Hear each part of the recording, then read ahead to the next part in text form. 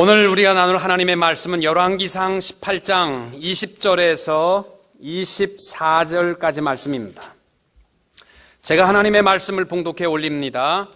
아합이 이에 이스라엘의 모든 자손에게로 사람을 보내 선지자들을 갈멜 산으로 모으니라. 엘리야가 모든 백성에게 가까이 나아가 이르되 너희가 어느 때까지 둘 사이에서 머뭇하려느냐? 여호와가 만일 하나님이면 그를 따르고 바알이 만일 하나님이면 그를 따를지니라 하니 백성이 말 한마디도 대답하지 아니하는지라. 엘리야가 백성에게 이르되 여호와의 선지자는 나만 홀로 남았으나 바알의 선지자는 450명이로다. 그런즉 송아지 둘을 우리에게 가져오게 하고 그들은 송아지 한 마리를 택하여 각을 떠서 나무 위에 놓고 불은 붙이지 말며 나도 송아지 한 마리를 잡아 나무 위에 놓고 불은 붙이지 않고 너희는 너희 신의 이름을 부르라. 나는 여호와의 이름을 부르리니 이에 불로 응답하신 하는 신 그가 하나님이니라. 백성이 다 대답하되 그 말이 옳도다 하니라. 아멘. 2014년도 새해 첫 주일을 하나님 앞에 예배하면서 우리 모든 대흥의 가족들에게 하나님의 은혜와 평강이 함께하는 복된 한 해가 되시기를 주님의 이름으로 축원합니다. 키에르 케고르라는 철학자는 말하기를 사람에게 있어서 일생의 가장 중요한 것은 선택이라고 했습니다. 우리가 모든 행동의 결과는 사실은 그 이전에 선택을 통해서 이루어진 것입니다. 2014년도에 우리가 어떤 열매를 어떻게 맺을지는 다 모릅니다. 그러나 분명한 것은 우리가 오늘 택한 대로 열매는 맺게 될 줄로 믿습니다.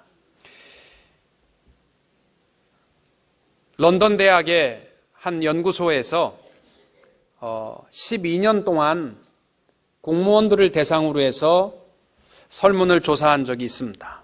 그때에 모든 병이 많지만 심장병으로 죽은 사람들을 대상으로 조사하니까 공통적인 하나의 분모가 나왔는데 그게 뭐냐면 그들이 결혼한 것에 대해서 나는 평생 신랑을 잘못 택했다. 평생 신부를 잘못 택했다. 이 심장병으로 죽은 사람들을 조사해 보니까 다 그런 사람들이었다고 합니다.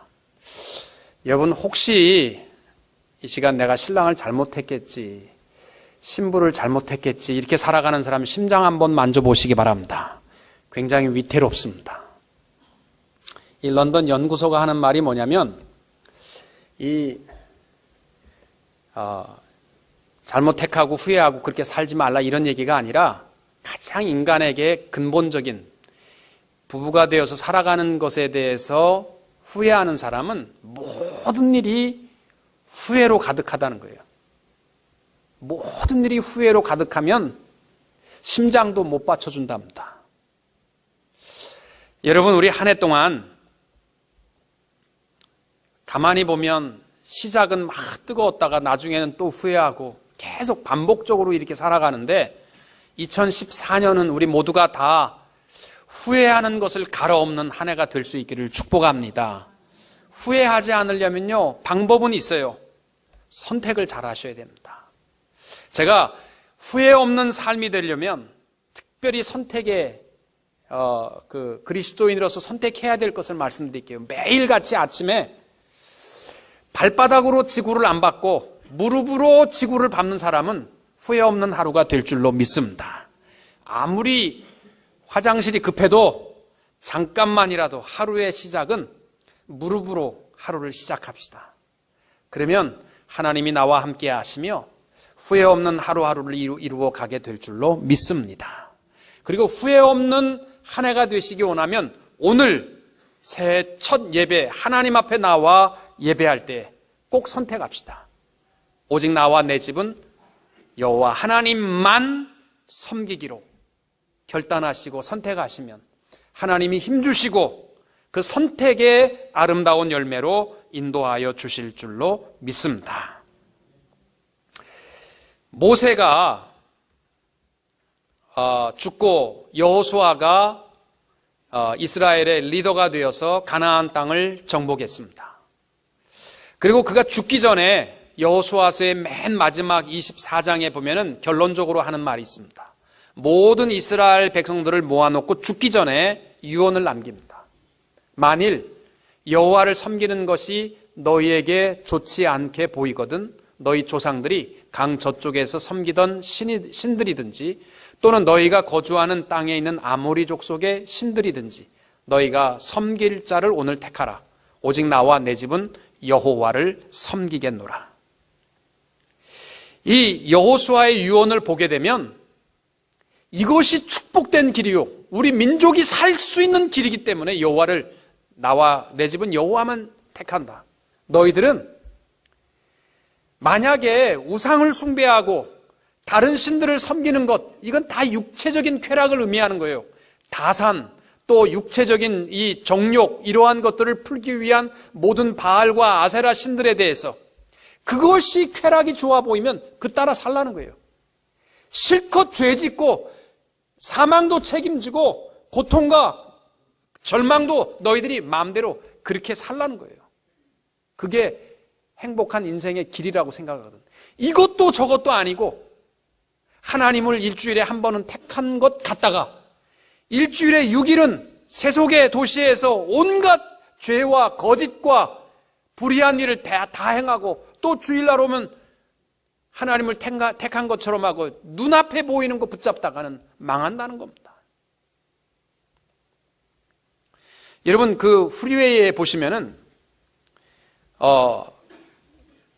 갈림길에 노란 드러무통이 쭉 서 있어요. 이게 뭐가 담겨 있는지 궁금하지 않으셨습니까? 거기에 모래가 가득 담겨 있어요. 이게 누구냐면 대개 내릴까 말까, 내려 마 이러다가 박아서 죽는 사람이 너무 많아가지고 그 사람들 죽지 말라고 목숨은 붙이라고 그 갈림길마다 노란 통을 세워놔요. 여러분, 선택 가운데서 가장 안 좋은 선택은요, 머뭇거리는 사람입니다. 화끈하게 하나님을 떠나서 실컷 죄짓고 그런 사람들은요, 그래도 뭐 허전할지라도 뭐 추구하는 뭔가가 있는데 이건 예수 믿는 것도 아니고 안 믿는 것도 아니고 머뭇거리다가 노란 통이나 집 갖고 다니고 이러한 신앙이 되지 말 것을 우리에게 말씀하는 겁니다. 오늘 우리가 나눈 열왕기상 18장의 말씀은 북쪽 이스라엘 아합 왕 때의 이야기입니다. 이 아합 왕은요, 이스라엘 북쪽 왕 중에서도 가장 극악하고 가장 우상숭배로 관영한 땅을 만들었던 왕입니다. 이세벨은 바알과 아세라 신들을 온 백성들의 강요하에서 믿게 하고 하나님을 떠나게 만들었습니다. 그때 하나님께서 엘리야를 세워서 온 백성을 모아놓고 제일 먼저 회복의 시작을 뭐부터 하게 하냐면 선택부터 하라는 거예요. 엘리야가 이 바알과 아세라 선지자 850명을 앞에 두고 제단에 제물을 올려놓고 너는 너의 신에게 구해라. 하늘에서 불이 떨어지면 그 신이 참신이고 나는 내 하나님께 구하겠다. 거기에 불이 떨어지면 이게 하나님, 참 하나님인 줄 믿어라. 그렇게 이야기하고 갈멜 산상에 그 유명한 하늘에 불이 떨어지는 응답의 역사의 사건이 바로 오늘 본문의 내용입니다. 엘리야가 21절에 이렇게 말합니다. 엘리야가 모든 백성에게 가까이 나아가 이르되 너희가 어느 때까지 둘 사이에 머뭇하려느냐. 여호와가 만일 하나님이면 그를 따르고 바알이 하나님이면 그를 따를지니라. 저는요, 이 말씀을 준비하면서 이런 생각이 들었습니다. 우리가 평생 하나님을 예배하면서 살았잖아요. 근데 우리의 예배가 엘리야의 제단과 같이 하나님의 불이 떨어지는 응답의 역사가 있는 예배이었느냐, 아니면 60년 동안 80년 동안 드렸던 예배가 마치 바알과 아세라 선지자들이 드렸던 제단과 같이 아무것도 응답하신 것도 없고 역사하시는 것도 없고 내 몸을 자학하고 아무리 내가 고향의 길을 걸어도 아무런 응답도 없는 제단을 평생 쌓으며 살았던 우리의 예배는 아니었느냐. 이런 생각이 제 마음에 들었습니다. 여러분, 오늘 새해 첫 주에 선택은 우리 한 해를 승리로 살아가는 하나님의 축복의 명령입니다. 나와 내 집은 여호와 하나님만 섬기겠다. 이 분명한 선택을 통하여 머뭇거리지 않고 하나님의 은혜와 축복을 체험하며 예배마다 불의 응답을 체험하며 축복 가운데 살아가는 성도님들이 되시기를 원합니다. 일본의 사무라이의 교과서라고 말하는 이 오륜서, 미야마토 무사시가 쓴 오륜서라는, 요새는 만화책도 나왔다고 하는데, 거기에 보면은 이 칼을 들고 서 있는 사무라이들이 싸울 때에 이 진검 승부를 벌일 때 첫 명령이 뭔지 아십니까?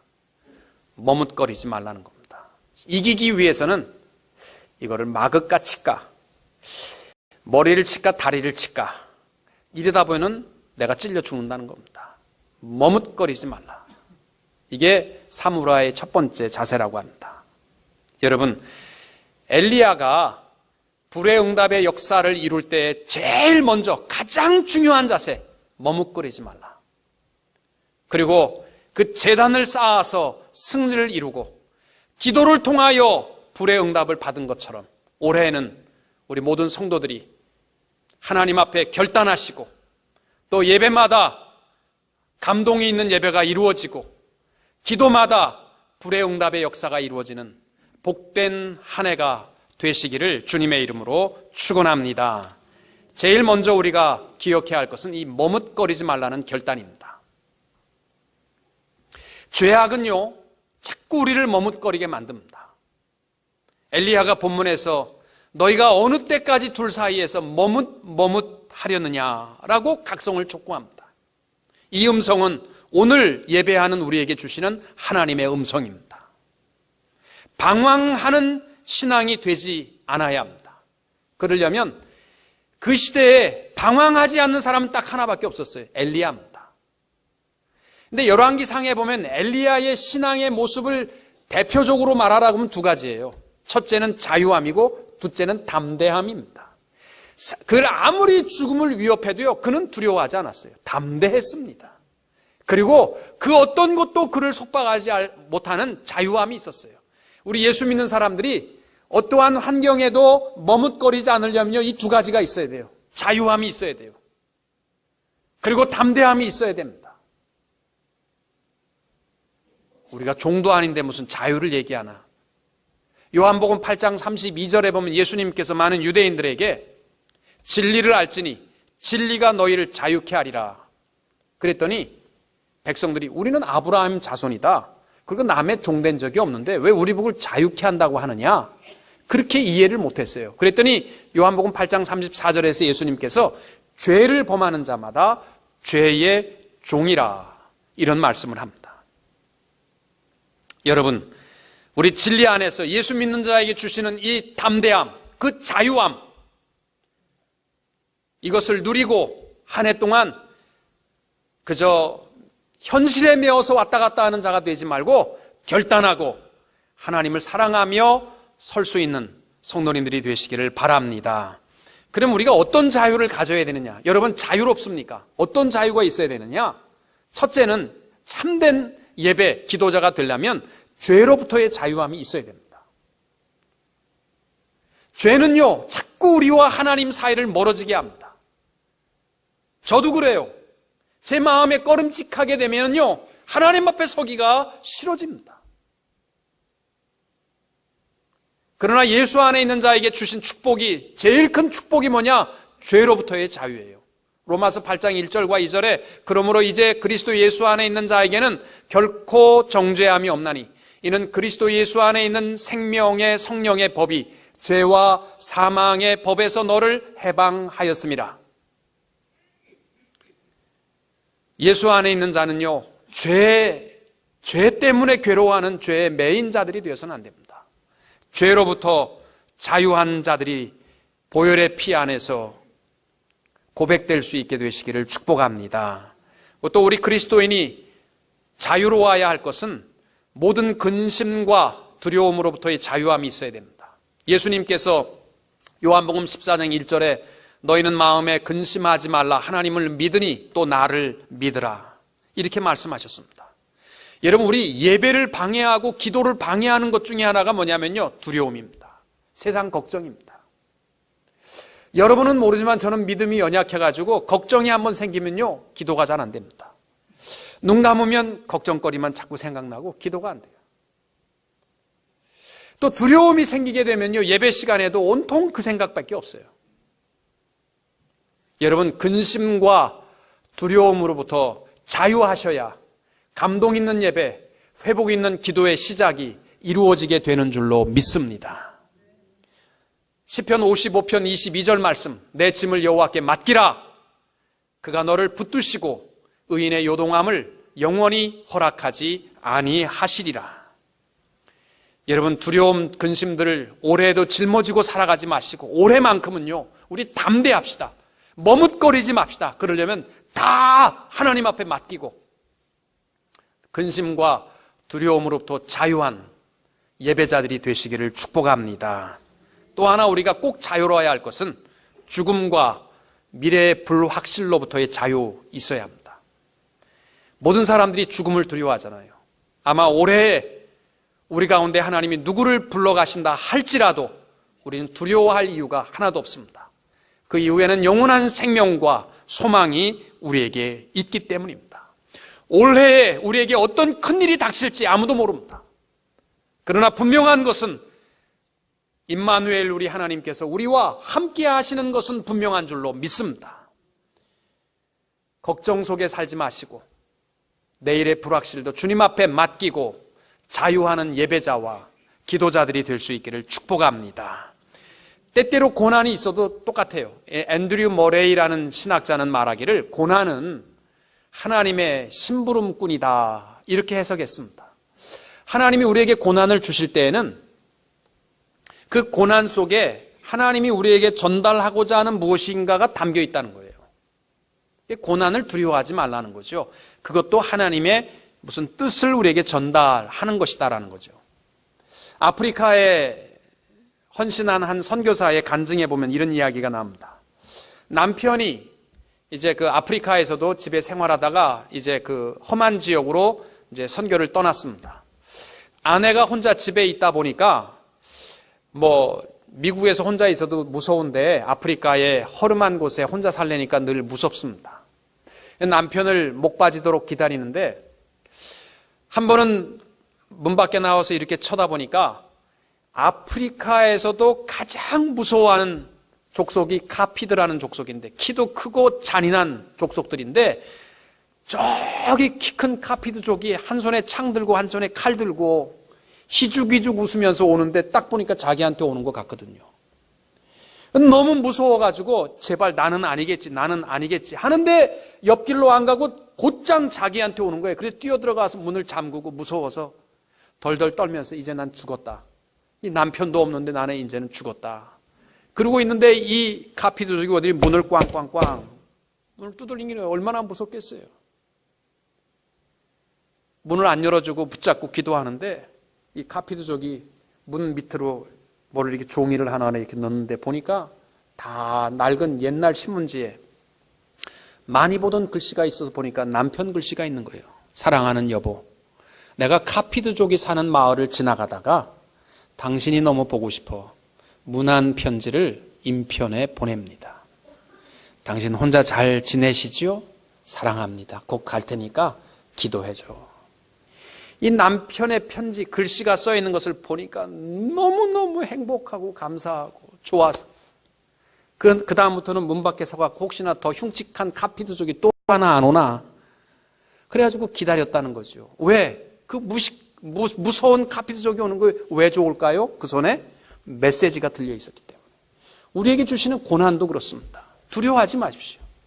거기에는 뭐가 있다? 하나님의 메시지가 담겨 있으니까. 우리 한 해 동안 자유합시다. 엘리야처럼 담대합시다. 어디에도 굴하지 말고 치우치지 말고 나와 내 집은 하나님만 택하여 살아갈 수 있는 성도님들이 되시기를 축복합니다. 두 번째로 감동 있는 예배가 되기를 바랍니다. 엘리야가 이 갈멜 산상의 승리의 도구는요, 제단이었습니다. 오늘날도 똑같습니다. 오늘날 우리가 모든 삶의 역전을 이루고 승리하시기 원하시면요, 예배가 살아나야 됩니다. 예배에 생명을 다하시면요, 하나님이 기뻐하시고 우리를 축복하시고 2014년도에 우리 모든 회복의 시작은 예배로부터 이루어지게 될 줄로 믿습니다.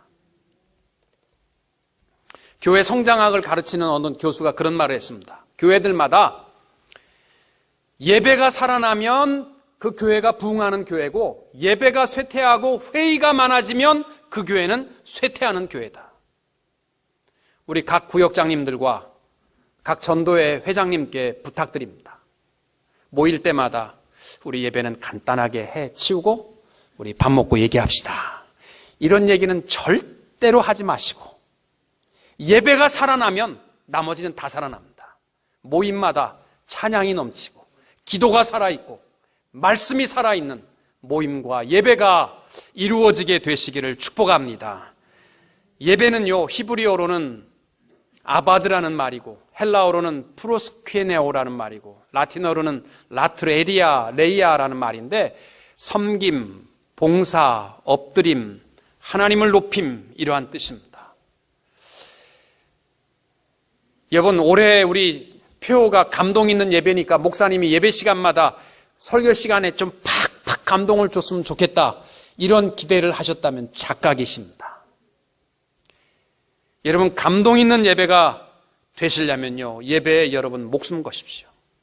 시간 되면 예배 드리고 아니면 말고, 교회 와서도 바쁘니까 부엌일 하고 그 예배는 뒤로 하고 이러지 마시고, 예배가 내 삶의 모든 것으로 생명 걸면 하나님 축복하십니다.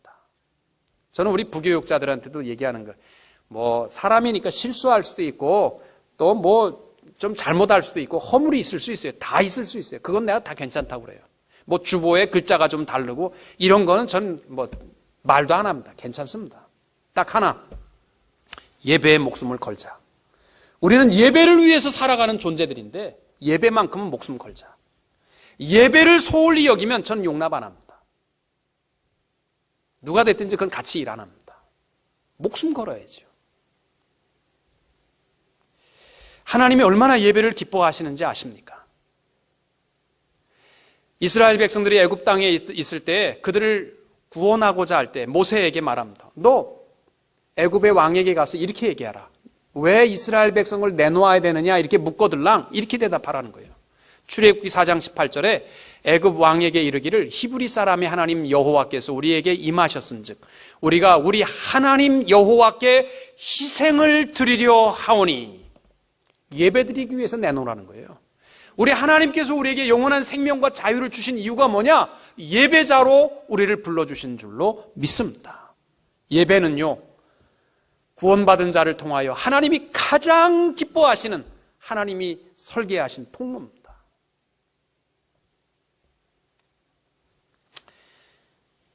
로마서 말씀해 보시면은 1장부터 11장까지는 교리에 관한 말씀이에요. 우리의 구원, 우리의 죄인된 모습, 어떻게 우리가 하나님의 자녀가 되었는가에 대해서 쭉 말씀을 하고, 12장부터 16장까지가 우리 그리스도인의 실천편입니다. 그러면서 12장 1절이요, 그 모든 교리를 다 이해했니? 그러면 그 결론이 뭐냐? 그러므로 형제들아, 내가 하나님의 모든 자비하심으로 너희를 권하노니 너희 몸을 하나님이 기뻐하시는 거룩한 산 제물로 드리라. 이는 너희가 드릴 영적 예배니라. 구원받았니? 그러므로 라는 말은요, 앞에 나와 있는 모든 교리를 다 알았니? 그러면 결론이 뭐냐? 영적 예배자가 되라는 겁니다. 예배에 목숨 걸라는 거예요. 영적 예배, 감동이 있는 예배가 되려면요, 첫 번째가 뭐냐면요, 목사가 설교 잘하는 거 아닙니다. 거룩한 제물입니다. 오늘 보세요. 하나님이 기뻐하시는 예배가 뭐냐면 거룩한 제물입니다. 이 거룩이라는 말은 뭐냐면 흠이 없다라는 거예요. 정결한. 구약의 제사장들이 멀리서 제물을 가져왔을 때 죄인, 너 무슨 죄 졌어? 이놈의 자식 그런 죄 짓고 하나님 앞에 예배드려? 넌 안 돼. 이런 적은 없어요. 그러나 제물이 누덕누덕하고 발 부러지고 눈 하나 멀고 한 것들은 안 받았습니다. 여러분, 우리가 하나님 앞에 드려지는 예배가 되려면요, 여러분 깨끗하셔야 됩니다. 근데 세상에 우리가 깨끗할 수가 있어야죠. 교회 오다가도 싸우는데, 오다가도 죄 짓는데 우리가 그거 어떻게 하겠어요? 싸워도 좋으니까 5분만 일찍 도착하십시오. 그리고 씻으십시오. 보혈의 피를 의지하고 내가 거룩한 예배자가 되게 하옵소서. 깨끗한 예배자가 되게 하옵소서. 늦게 와서 앉아있다가 가면서 감동 있는 예배를 기대하신다면 아니올시다. 와서 내가 거룩한 제물이 되기 위해서 회개하고 씻고 예배할 수 있게 되시기를 축복합니다. 하나님이 기뻐하시는 예배 또 하나가 뭐냐면요, 산제물입니다. 이게 참 재밌는 말이에요. 구약의 제물은요, 끌고 와서 깨끗한 거 목 치고 팔 다리 다 자르고 제단에 올라서 훅 태우면 끝났습니다. 없어졌어요. 근데 우리는 그리스도의 보혈의 피로 하나님의 자녀가 우리에게 주시는 예배는요, 산제물이랍니다. 참 재밌어요. 제물은 없으면 죽으면 죽었지 무슨 산제물이 뭡니까? 거기에 대한 말씀이 갈라디아서 2장 20절이에요. 우리는 그리스도와 함께 죽은 자예요. 그러니까 제물입니다. 그리고 이제는 내가 나를 위하여 사는 것이 아니라 하나님을 믿는 믿음 안에서, 그리스도 안에서 살아가는 것, 내 안에 그리스도가 살아있는 것, 이것이 산제물입니다. 그래서 예배라는 것은요, 일주일에 하루 교회 와서 앉아서 졸지 않고 예배했으니까 온전하고 감동 있는 예배 아닙니다. 교회가 끝나고 여러분의 삶의 현장에 가서 산제물이 되는 것, 이게 예배입니다. 그래서 우리 감동 있는 예배가 되시려면요, 이 시간 우리 모였을 때에는 내게 주시는 결단의 말씀을 붙드셔야 되고, 예배 현장에 나가서 산제물이 되어 예배할 때 감동 있는 예배의 현실이 우리 가운데 이루어지게 될 줄로 믿습니다. 이게 아니면요, 평생 동안 어쩌면 한 번도 불의 응답이 없는 그러한 예배로 끝나버릴 수 있습니다.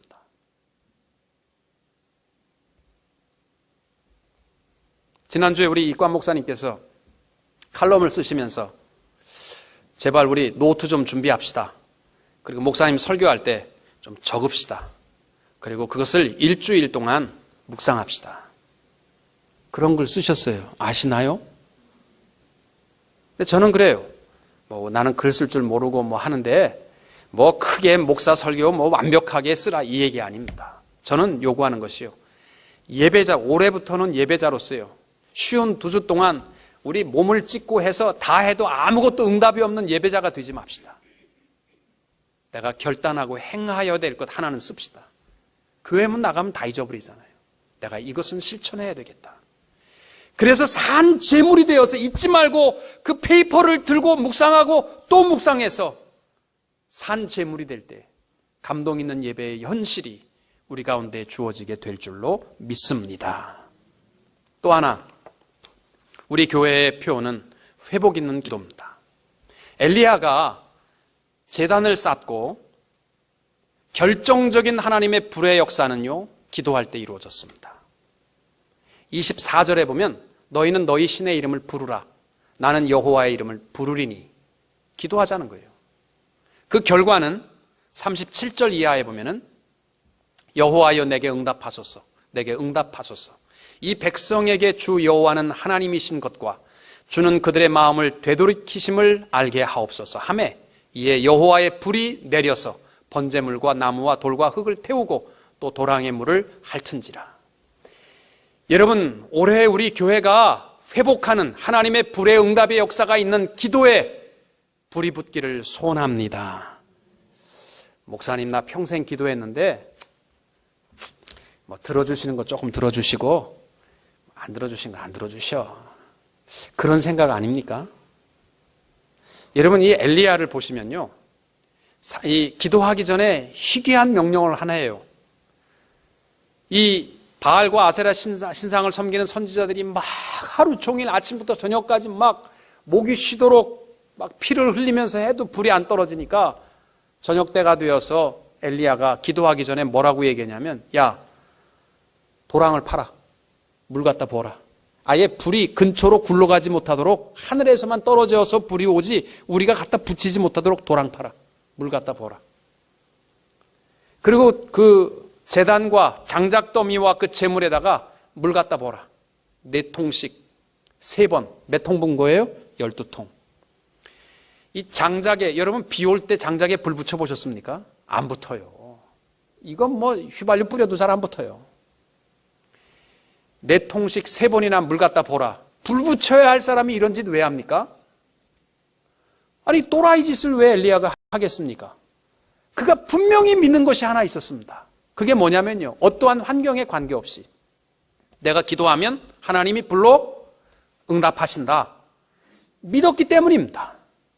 올해 우리 기도가요, 뭐 멋있고 화려하고 오래하고 이거보다는 내가 하나님 앞에 입술을 열어 구하는 것은 하나님이 응답하신다, 이 사실을 믿고 구하는 성도님들이 되시기를 축복합니다. 마가복음 말씀해 보시면은 11장 24절에 예수님께서 그러셨어요. 그러므로 내가 너에게 말한다. 무엇이든지 기도하고 구하는 것은 받은 줄로 믿으라. 그래야 하면 너희에게 그대로 되리라. 회복 있는 기도의 역사가 일어나기 원하시면 올해는 우리 기도가 좀 바뀝시다. 다른 건 몰라도 내가 구하면 하나님이 응답하신다. 이 분명한 믿음을 가지고 기도함으로 말미암아 제단의 불의 응답의 역사를 누리며 복되게 사는 성도님들이 되시기를 축복합니다. 시골에서 옛날에 어떤 농촌교회에서 너무나 비가 안 와서 논밭이 다 갈라졌습니다. 이제는 마지막 아무리 노력해도 물이 없어요. 그래서 그 농촌교회 목사님이 우리 다 농사 짓는 거 쟁기놓고 기도합시다. 엘리야도 우리와 똑같은 사람인데 기도하니까 3년 6개월 동안 비 안 주셨고 기도하니까 하나님이 먹구름을 주셔서 비 주셨습니다. 우리 기도합시다. 그래서 쟁기를 다 놓고 산에 가서 기도하러 올라가는데 딱 그 교회 주일학교 여학생 하나만 우산하고 우비 들고 올라가는 거예요. 또 그거 왜 들고 올라가니? 제가 기도하면 비 오잖아요. 나 비 안 맞고 와야지요. 그 많은 사람들이 기도하러 갈 때 전부 털레털레 올라갔지만 그 소녀는 내가 기도하면 비 올 줄로 믿고 들고 가는 거예요. 옛날에 우리 부흥회 때 얼마나 많이 들었어요. 부흥사 선생님들이 맨날 와서 그 얘기했는데, 여러분 우리 그러한 기도자가 됩시다. 하나님, 내가 기도하면 불로 응답하시는 것을 믿습니다. 빌립보서 4장 6절과 7절도 그거예요. 아무것도 염려하지 말고 다만 모든 일에 기도와 간구로 너희 구할 것을 감사함으로 하나님께 아뢰라. 기도가 삽시다.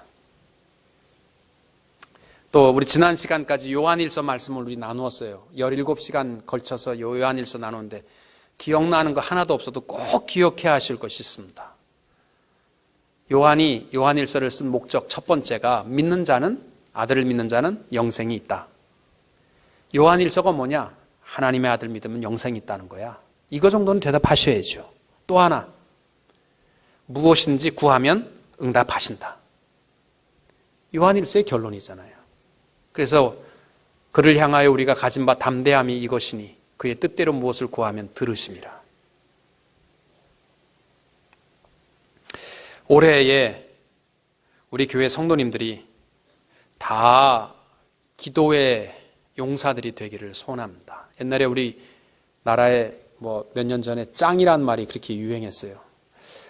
잘생긴 저와 같은 사람은 얼짱이라고 그랬고, 이렇게 몸이 잘 빠진 사람은 몸짱이라고 그랬고, 주먹 센 사람은 주먹 반짱 이런 얘기를 많이 했습니다. 저는 간절히 원합니다. 우리 교회 성도님들은 올해 짱이 되셔야 되는데, 무슨 짱?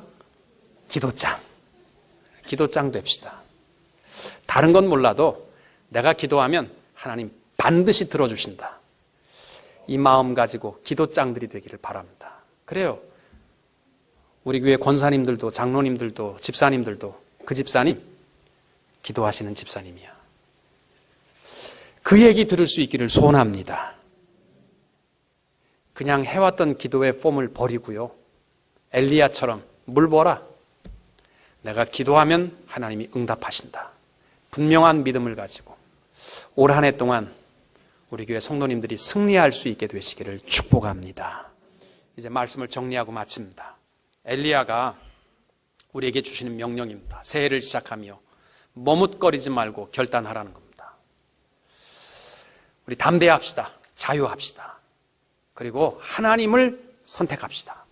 그러면 결론은 하나님이 맺어주십니다.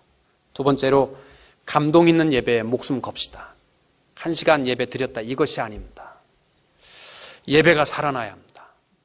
하나님이 예배를 통하여 축복하실 것입니다. 세 번째, 기도가 바뀝시다. 내가 기도하면 하나님 응답하신다. 분명한 믿음을 가지고 한 해 동안 힘있게 하나님 기뻐하시는 열매를 맺으며 살게 되시기를 주님의 이름으로 축원합니다. 우리 다 같이 한번 합심해서 기도합니다. 여러분의 올해의 삶을 결단합시다. 오늘도 아무 결단 없이 보이는 대로 사시겠습니까? 후회를 갈아엎읍시다. 우리 다 같이 기도하시면서 하나님 내 마음의 결단을 주옵소서. 나와 내 집은 하나님만 선택하겠습니다. 아버지 하나님, 저희들이 머뭇거리지 않게 하여 주옵소서. 예배에 생명을 다하게 하옵소서. 내가 기도할 때마다 하나님 응답하실 줄로 믿습니다. 우리 합심하여 함께 기도하시겠습니다. 하나님 아버지 은혜와 사랑 감사함을 드립니다. 거룩한 날 하나님 앞에 나와 예배하면서 올해에 우리에게 주신 표효의 말씀을 가지고 함께